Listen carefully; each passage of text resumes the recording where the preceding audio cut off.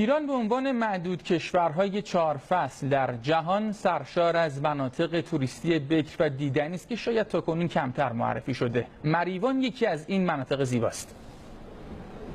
125 کیلومتر که از سنندج به سمت غرب استان حرکت کنید و از این جاده پرپیچ و خم و چشم نواز بگذرید به مریوان میرسید. این شهر نه تنها پربارانترین که مهمترین شهر استان در گردشگر پذیری است. مهمترین جاذبه این شهرستان دریاچه زریبار است، کم نظیرترین جاذبه آبی غرب کشور که علاوه بر فواید زیست محیطی فراوان برای منطقه، بهترین موقعیت برای قایقرانی و اسکی روی آب را برای مسافران و گردشگران فراهم کرده است. من واقعا اولین باری که اومدم باورم نمیشد یه همچین جای قشنگی تو ایران هست.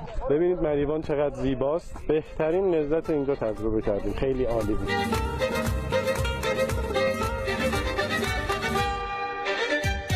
اما نمی شود به مریوان آمد و به بازارهای پر رونقش سری نزد.